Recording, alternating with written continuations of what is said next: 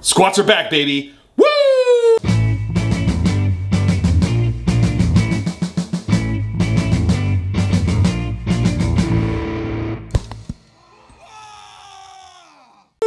Welcome to another Glacial Geek video. Ladies and gentlemen, I am Phil, the Glacial Geek, and today I am going to be talking about something that has been capturing the imaginations of us Warhammer 40k players for many a decade at this point. It is the return of SQUATS, or as they are now known, the Leagues of Votann.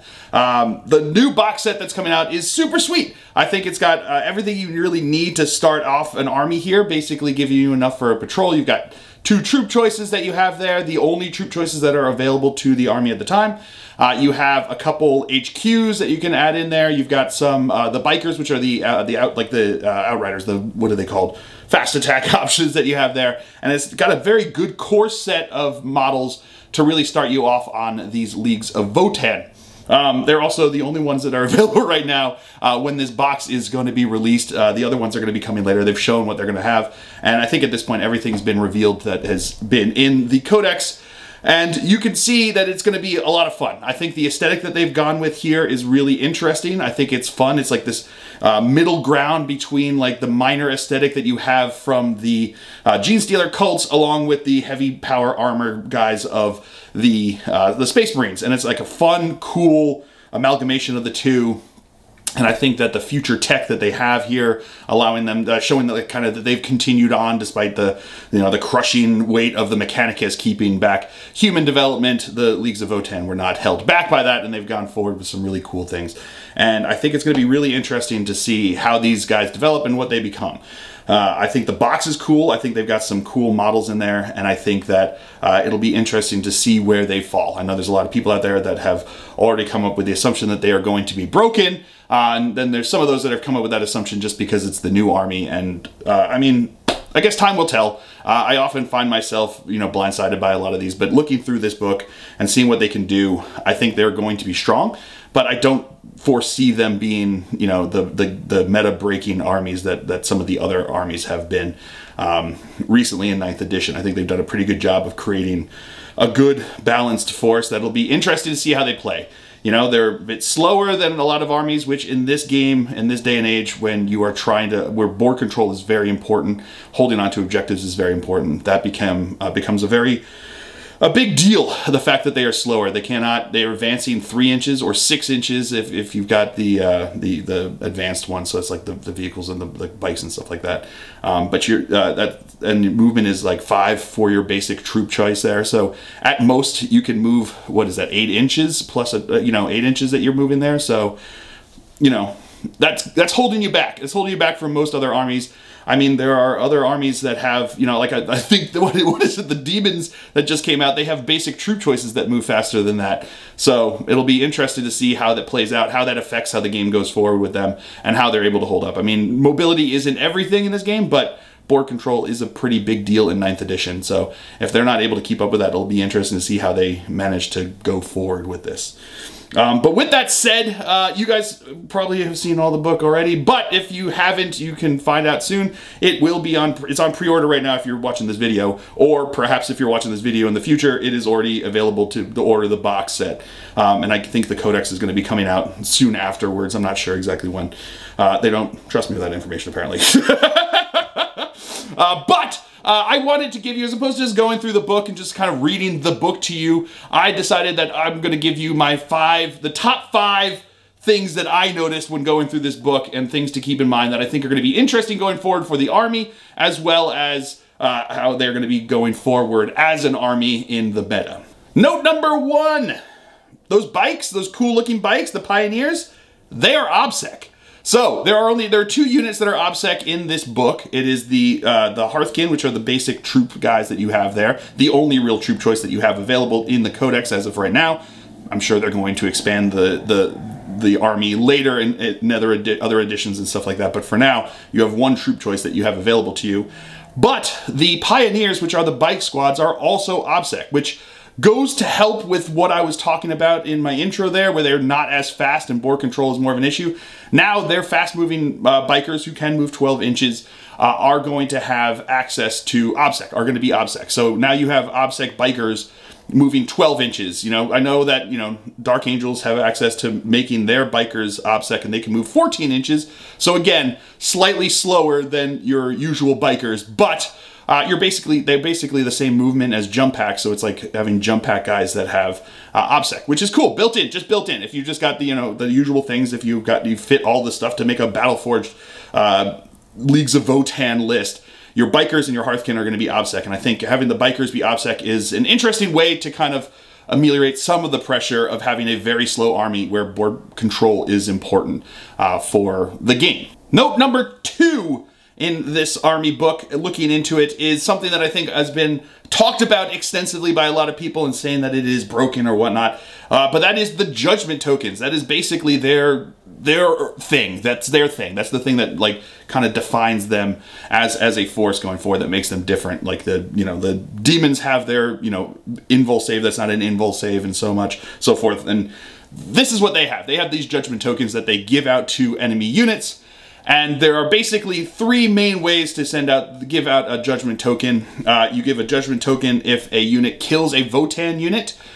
You give to the unit that killed them. You give a judgment token to a unit that completes an action or a psychic action. And then at the end of your opponent's turn, you can choose one enemy unit that is within range of an objective that your opponent controls. So your opponent has to control the objective, and this unit has to be within engagement range of that objective. And if so, you can give that unit 1 judgment token. So those are the 3 ways to do it. These judgment tokens can go up to 3 per unit. You can get up to 3 per unit on each of these units. And what they will do is they will do different things based upon how many judgment tokens they have. So if a unit has 1 judgment token on them, then if a Votann unit shoots at them, hit rolls of 6+, as long as those hit rolls hit, will auto wound the unit. If you have 2 judgment tokens on there, hit rolls of 5s that have to hit will auto wound on the hit rolls of 5+. And if you have 3 judgment tokens on that unit and you shoot into them and you attack it, you shoot into them, they will hits of 4+ will auto wound into them. But they have to have hit. So if you're overwatching and you've got 3 judgment tokens on them, those 4s and 5s will not auto wound. You have to hit with them. So in Overwatch, those 6s, if they have a judgment token on them, will just auto wound as you shoot them with that. Yeah, it's pretty good.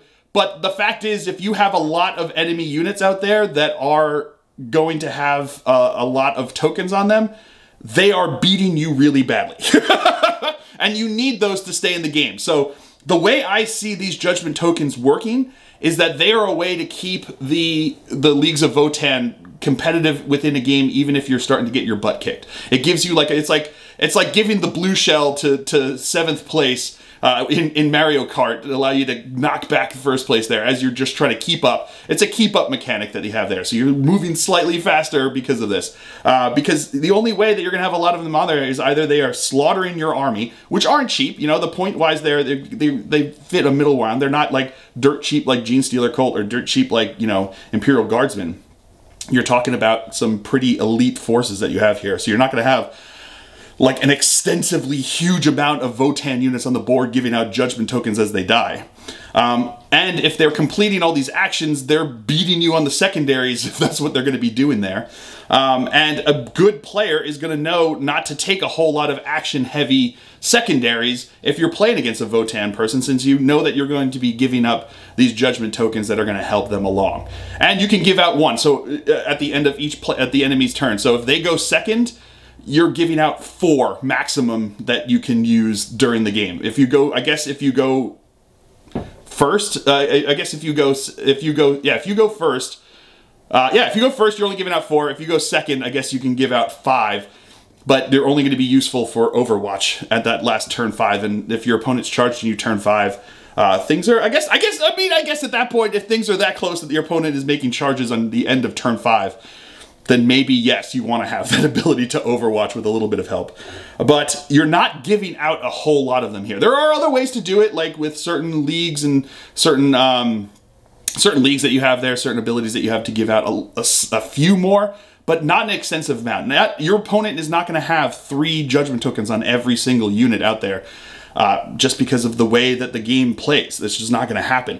And this mechanic seems as, to me, to be a very cool way to keep you in a game that you are getting your butt kicked in, and keep it competitive and give you like a comeback mechanic basically within it. There might be times that you just luck out really hard and you just do really well. I imagine this is going to be far more effective against, you know, like knight armies and stuff like that, like super high toughness armies that are going to have low number of models, low unit count, high toughness armies like knights. That would be more effective against them than like a Gene Stealer cult army or something like that, where they're just going to spread those judgment tokens out and they're not going to be as useful to you anyway, and a lot of their weapons would have been wounding anyway pretty well. So, you know, at the end of the day, it is something that it is. I don't think it is going to be game breaking. I don't think it's going to be meta breaking. I think it's going to be a useful mechanic that obviously they're not going to, you know, spurn their nose at. But at the same time, I think it's more as a way to keep your army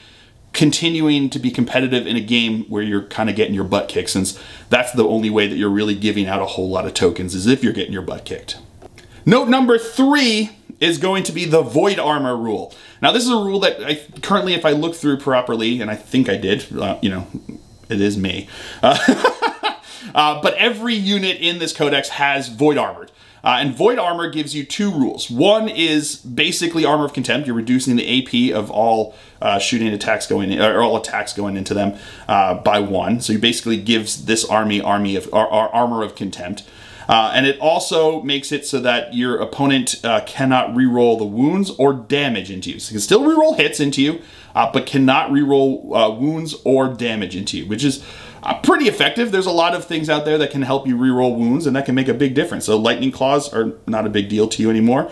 If your opponent's trying to shoot your trucks with a big volcano cannon and rolls 3 1s, great. That's 3 damage. They can't reroll it. Nothing you can do about that. You know, lieutenants are no longer going to be helping you out there. All these different things where you're not going to have the reroll to wounds and reroll damage into you, which is effective, and I think it's going to be helpful because, again, these guys are kind of an elite army. These are kind of an elite force. So you don't want your things dying as fast as you can't really offer them up as sacrifices to the blood god to get you into the victory here. You got to be more strategic, and if you can keep your units on the board longer, that's going to help you do it. So I think this is a cool rule. I think it's something that's going to help them and boost them. Again, they're going to be slow moving, so getting into position is going to take a bit, and they're going to get shot while they're doing so. But the ability to now weather the storm a little bit better, I think, is going to be helpful for them. Again, in my opinion, is it game breaking? Is it, rules break? Is it like meta breaking? No. Is it effective? Is it cool? Yes. I think it's going to be very helpful, and I think they're going to be happy with it. And I'm sure it's going to frustrate some opponents, but they're going to be frustrated by something anyway, because the kind of people who are going to get frustrated by this are the ones that would have been frustrated by literally anything, I think. So, yes. So a cool rule that I think is going to be helpful for the Votann and not necessarily breaking for them within the meta. Note number 4 is that they've introduced a new type of weapon. So previously we've had grenades, we've had pistols, we've had assault weapons, we've had rapid fire weapons, and we've had heavy weapons, and everything has fallen into these categories throughout the game and throughout this. They've added a brand new type of weapon, which is the Hunter. Capital H, lowercase u, lowercase n, capital T, capital R. Hunter type weapons. And a lot of their weapons have these rules. And essentially what they are is just weapons. You don't get any special rules, like you don't get double the shots if you're half range like rapid fire. You cannot advance and shoot them like you can with assault.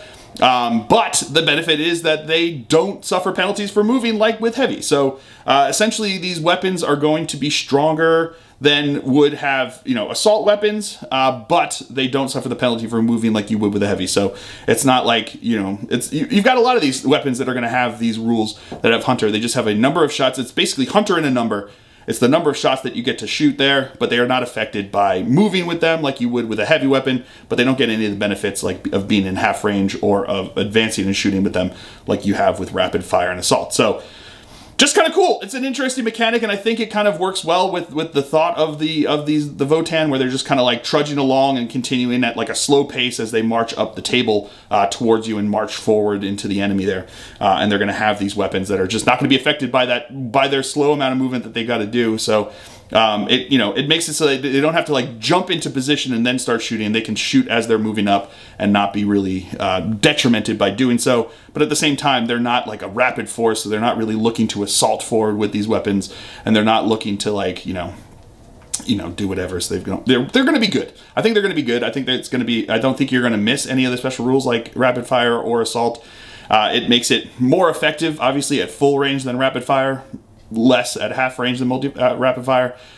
Their range is going to be longer than assault weapons, but again, you can't advance into a position and shoot with them. So you've got to make that slow, steady advance of 5 inches that you're going to have on most of these like non-vehicle models that you have on there. So it'll be interesting to see how that plays out. But I think it'll be interesting and fun to see how that operates there. But I just thought it was kind of cool that they've got a brand new type of gun shooting here, which is interesting. So I guess DACA, they did have DACA.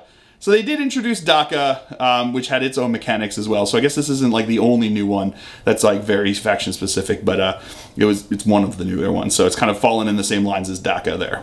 And the fifth note that I have here for this book of interest, to me at least, was the new, not type of weapon, so not like the shooting type of weapon, but a new keyword that a lot of these weapons are going to have, which is the Magna Rail weapons. And these are big, heavy, shooty guns. So these are meant to be like your las cannon variants, like the big old shooty ones that are meant to be putting out a lot of damage into them. They've done something with them that they follow the same kind of principle where they've got low number of shots but high amount of damage and power to hurt you once you do hit with them. But they've given them a benefit that a lot of these usually high-powered heavy weapons don't have, which is if you shoot someone in the face with a melta gun, or you shoot someone in the face with a las cannon, you will utterly explode that one guy, but you're not going to, the damage is going to be wasted on it. So you've got like, if you shoot a guardsman with a volcano cannon, it's one guy is going to just implode and just be erased from history, but the rest of the squad's going to be fine, even though they got hit there. Magna Rail has a special rule where if you hit, if a wound roll of a 6, allows them, an unmodified wound roll of a 6, allows the damage to be continued on into the unit. So if you have, if it ends up being 6 damage that you're doing with this Magna Rail shot and you wounded on a 6, it would be able to take out 6 guardsmen. So it's like it shot through them, through the whole squad there, taking them out as they go there. But it's only wound rolls of 6 that it does it. But this does stack up in an interesting way with the Leagues of Votann, in that the judgment token auto wounds that you have, that they were given there, do count as 6s. It specifically says in the judgment token rules that these auto wounds count as unmodified 6s to wound. So it would proc these Magna Rail. So if you were to hit a unit with a judgment token with one of the abilities that allowed them to auto wound on that hit, you would spread that damage throughout the rest of the unit there going forward, which is interesting, because again, it's like a lot of heavy weapons there where they are, where they have a reduced number of shots and they're doing a high amount of damage. And if you're going up against hordes, or you're going up even just against any kind of army that just has a bunch of units as opposed to the vehicles, a lot of that damage would be lost. But now, as long as you're wounding on 6s, or auto wounding from judgment tokens there, you're going to be continuing that damage into the rest of them, which I think is a fun mechanic. I think it's an interesting mechanic. It'll be interesting to see how it all plays out, and how many, if you end up with like a lot of Magna Rail weapons as being spammed on the table there for the Votann, trying to get those judgment tokens out there as fast as possible before all of their Magna Rail weapons are dead. You don't want to give up your Magna Rail weapon to get a judgment token on your enemy to lose it out there. But it'll be interesting to see how they play out. So those are my thoughts. The top 5 thoughts that I had when I was reading through this new codex. I think it's strong. I think it's going to be fun to play. It has the usual thing, like any of the new armies that come out, with a limited number of models that you have to work with. So if you're trying to build things up and trying to put them together, you're going to have a limited number of units to kind of choose from to put together your list, which narrows down the diversity of lists that you can run with them at the moment. But I'm sure that next edition, they will, when their new codex comes out eventually in 10th edition or whatever, that they'll have more units that will come out with them then. But as of now, there's a limited number that will be available, and there's even more limited specifically in this box that is available, I guess, if you're watching this when it comes out next week, but if you're watching the future, maybe now. So, let me know what you think about the Votann, what you think is cool about them. Personally, I think their aesthetic is the best part of it. I love the idea of these just like, you know, dude bros just trudging up in their spacesuits and just shooting into the enemy and just kind of continuing to trudge forth. I keep hearing like the Yogscast diggy diggy hole, like I am a dwarf and I dig in a hole, going forward with these guys. So it'll be interesting and fun to see what they do with them and how they continue to, like, you know, to make a bother in the things, and how we'll see how it shakes up the game, because it's always fun to throw in a completely new faction in there that no one knows what to do with until they finally get played out there. So it'll be interesting to see how it goes. So let me know down below what you're most excited about them. If you're going to be going out and starting out your Votann army. And if you're going to paint one up with a red beard and name it the Glacial Carl, or Carl K, whatever their leaders are. So do it.